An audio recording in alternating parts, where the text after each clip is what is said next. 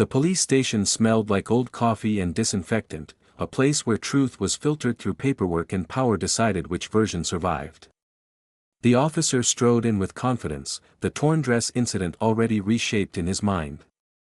To him, this was routine. Another stop. Another report. Another story rewritten to protect the badge.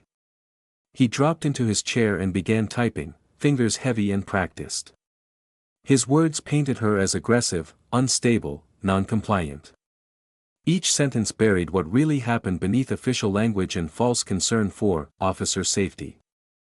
His partner leaned nearby, nodding along, offering details that never occurred. They laughed quietly, two men certain the system would hold. Across the station, she sat alone in a holding cell, wrapped in a thin gray blanket someone had tossed at her without meeting her eyes. The torn edges of her dress were hidden now, but the violation still lingered in the air. Yet her posture was straight. Her breathing steady.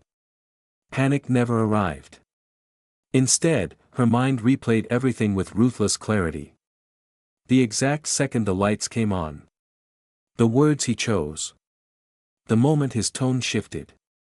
The absence of probable cause. The illegal search.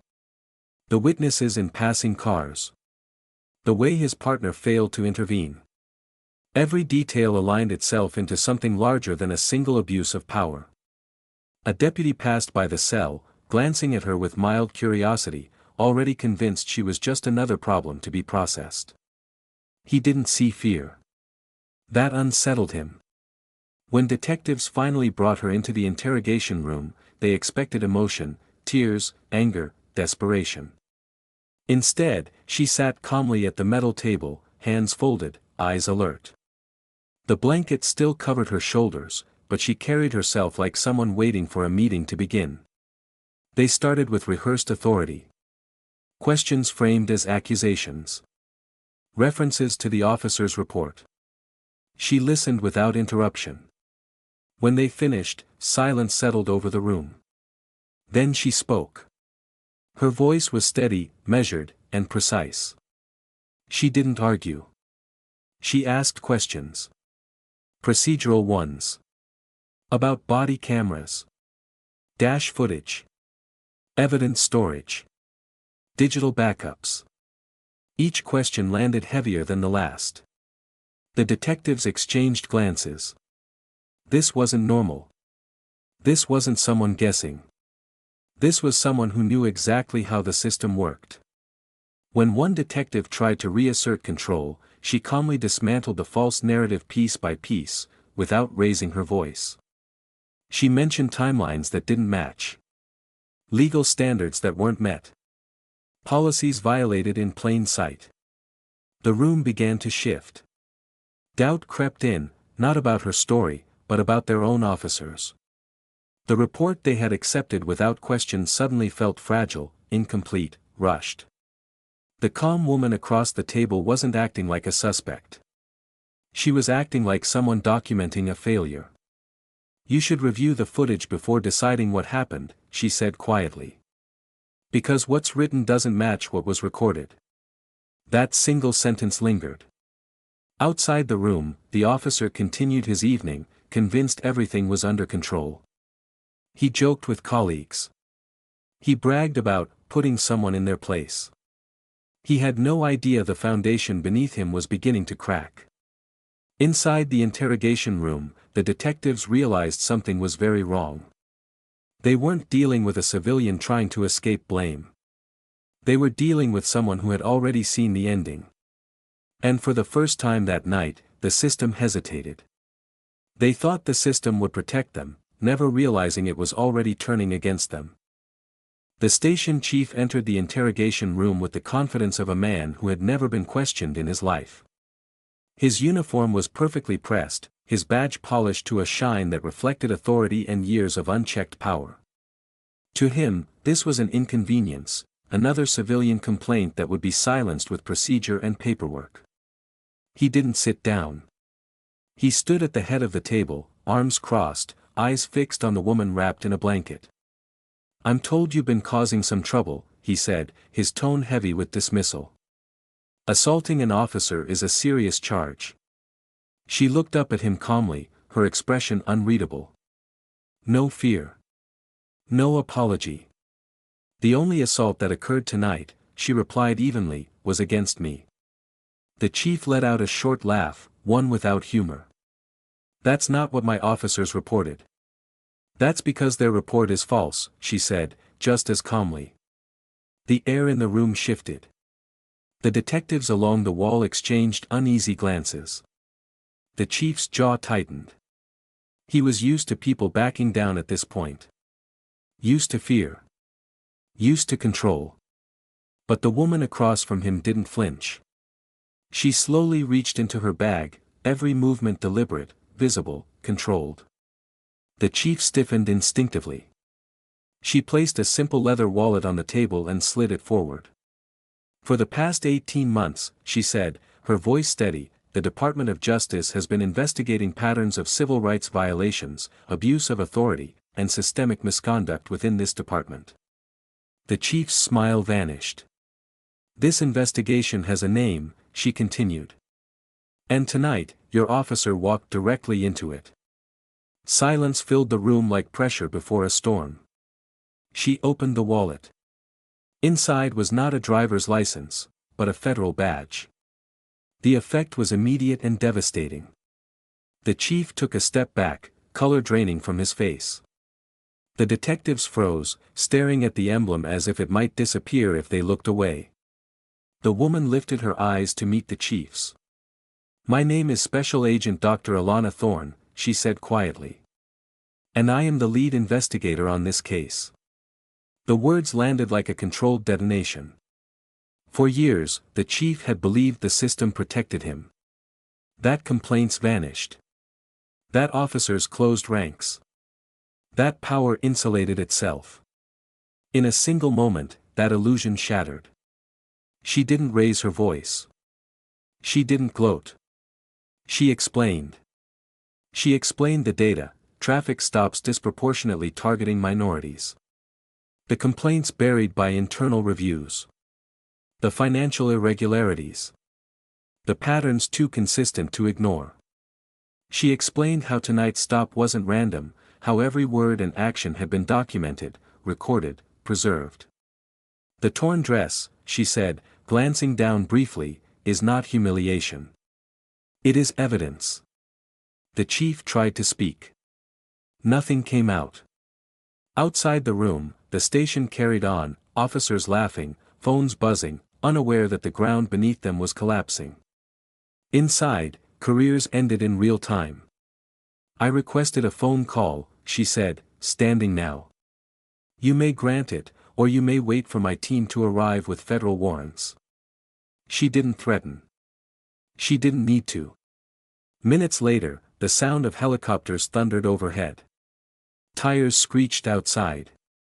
The building shook, not from noise, but from the shift in power. Federal agents flooded the station with controlled precision. Weapons secured. Phones collected. Officers separated. The chief stood frozen as authority he once wielded evaporated in seconds.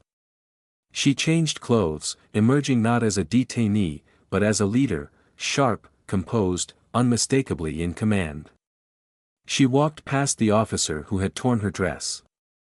His face crumbled when he saw her surrounded by federal agents. You, he whispered. She stopped. No, she corrected him quietly. Not me. The law. As he was led away in handcuffs, the reality finally hit him. The woman he tried to humiliate had never been powerless. And the system he abused had just turned on him. In trying to destroy her dignity, he exposed his own crimes, and the truth finally took control. The police station no longer felt familiar to the men who had once ruled it. What had been a place of routine and confidence was now filled with sharp commands, fast-moving shadows, and the unmistakable presence of federal authority. Hallways echoed with footsteps that did not belong to them. Desks were cleared. Computers were unplugged. Doors once closed to the public were forced open by warrants stamped with federal seals. Officers stood stiff and silent as their radios were collected and weapons secured. Some stared at the floor. Others stared at nothing at all. The illusion of control had vanished, replaced by a crushing awareness that every past decision, every shortcut, every lie was now exposed to daylight. At the center of it all stood her. No blanket now. No torn fabric. She wore clean professional clothes, her posture straight, her movements calm and purposeful. She wasn't shouting orders or displaying anger. She didn't need to. Her authority came from certainty, from the knowledge that the truth was finally unstoppable. She moved through the station like a surgeon through an operating room, precise and focused. Evidence lockers were opened. Digital servers were secured. Reports once believed untouchable were copied and preserved. Every attempt at concealment collapsed under scrutiny. The officer who had torn her dress sat alone in a small interview room, hands trembling, eyes darting to the door each time footsteps passed. The confidence he carried on the roadside was gone. In its place was fear, raw and consuming. He replayed the moment again and again, wishing he could rewind time to before his temper, before his arrogance, before he assumed she was powerless. But time did not rewind. She entered the room briefly, not to confront him, not to lecture him, but to look at him, really look at him. Her expression held no hatred. Only clarity. "You were never above the law," she said quietly. "You just believed no one would challenge you." She turned and left without waiting for a response. Elsewhere, the station chief sat slumped in his office, his career collapsing faster than he could comprehend. Files he had approved without question now glowed on screens across the room, each one a silent indictment. Years of silence. Years of looking away. Years of choosing comfort over accountability. The detectives who had hesitated earlier now cooperated fully, realizing too late that loyalty to the wrong people carried consequences. They watched as their department, once their shield, became their liability. Outside, the news spread quickly. Community members gathered beyond the barricades, whispers turning into voices, voices into anger, anger into cautious hope. For the first time in years, something was different. This time, the story wasn't being buried. As dawn approached, the station stood transformed, not just physically, but symbolically. The predators who once stalked the night now sat under fluorescent lights, waiting to be questioned, documented, judged. She stood by the window, watching the sky lighten. The long night was ending. Not just for her, but for everyone who had been silenced before her. Justice hadn't arrived with rage. It arrived with patience. It arrived with evidence. It arrived with truth. When the system finally faces the truth, power doesn't disappear, it changes hands. 6 months passed, but time did nothing to soften the truth. If anything, it sharpened it. The federal courtroom was silent except for the low shuffle of feet and the muted creak of wooden benches. The room carried a gravity that no badge or uniform could overpower. This was where authority ended and accountability began. The former officer stood at the defense table, no longer protected by flashing lights or unquestioned obedience. His uniform had been replaced by plain clothing, his posture slouched, his face drained of the certainty he once wore like armor. Every movement betrayed the reality he had refused to believe, that power abused always demands payment. Across the room, she sat quietly among the witnesses. She wasn't there for vengeance. She wasn't there to relive humiliation. She was there because justice required presence, because silence was no longer an option, not now, not ever. The prosecution laid out the evidence piece by piece. Video footage. Audio recordings. Internal reports cross-referenced with data patterns that told a story no denial could erase. Each exhibit dismantled the lies built over years. Each testimony peeled back another layer of the system's failure. When other victims took the stand, the room shifted. Men and women who had once been too afraid to speak now found their voices. Some spoke through tears. Others spoke with controlled anger. All spoke truth. They described traffic stops that turned into intimidation. Searches that turned into theft. Authority that turned into fear. The pattern was undeniable. The judge listened without interruption, her expression firm, unwavering. When the defense attempted to minimize the harm, to reframe it as misconduct or error in judgment, the court pushed back. This was not a mistake. This was a choice, repeated, deliberate, protected. When sentencing came, the courtroom held its breath. The judge spoke of responsibility. Of trust. Of how authority, once broken, corrodes everything it touches. She spoke of communities damaged not by crime alone, but by those sworn to protect them. And then she spoke of consequences. The sentence was firm. Unavoidable. Final. The sound of the gavel echoed, sharp and clean. As he was led away, the former officer glanced toward the gallery, toward her. For a brief moment, their eyes met. There was no apology in his expression. No understanding. Only the hollow realization that the world had not bent to his will after all. She did not look away. Because this moment wasn't just for her. It was for everyone who had been told their pain didn't matter. Everyone who had been dismissed, ignored, or silenced. Outside the courthouse, the air felt lighter. Reporters gathered. Headlines formed. But beyond the cameras, something quieter happened, something far more important. People began to believe again. Not in perfection. Not in systems without flaws. But in the idea that truth, when pursued with courage, could still win. Justice doesn't erase the past, but it ensures the future is no longer built on silence. The highway looked different in the early morning light. Cars passed by without slowing, unaware of the history held in that stretch of road. The sky stretched wide and calm, painted in pale blues and soft golds, as if the world itself had decided to begin again. She stood near the shoulder for a moment, listening to the hum of tires on pavement, breathing in the cool air. This was where it started. Not with anger. Not with shouting. But with a quiet decision, to remain steady when everything around her tried to break her. In her hand, she held a small piece of fabric. Navy blue. Frayed at the edges. It was all that remained of the dress. Once a symbol of humiliation, now something else entirely. Proof. Purpose. A reminder that dignity does not disappear when others try to take it, it transforms.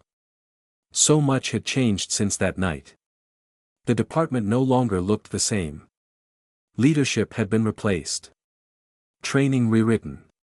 Oversight introduced where silence once lived. Community meetings filled rooms that had been empty for years. People spoke more freely now. Slowly. Cautiously. But they spoke. Not because the system was suddenly perfect, but because accountability had finally shown its face. She returned to her work with renewed focus. Not hardened. Not bitter. Stronger. Each case after that carried deeper meaning. Each interview reminded her why calm mattered, why patience mattered, why truth required endurance more than force. She often thought about the moment on the roadside, the instant when humiliation could have become rage. When retaliation might have felt justified. But rage would have ended the story early. Restraint allowed it to finish properly. The power of that realization stayed with her. Justice had been served, but justice was not the end. It was the beginning of something quieter and more important, trust slowly rebuilding, one honest action at a time. She folded the piece of fabric carefully and placed it back into her bag. Not as a wound, but as a lesson. A reminder that courage doesn't always look loud. Sometimes it looks like stillness in the face of cruelty. Sometimes it looks like refusing to surrender your humanity, even when others abandon theirs. As she turned back toward her car, the sun climbed higher, burning away the last shadows of night. And somewhere, someone who had once believed they were powerless would hear this story and stand a little taller. Because power built on fear always collapses. But dignity, held firmly, quietly, endures. When you stand your ground with truth, even the strongest injustice eventually falls, and what remains is hope.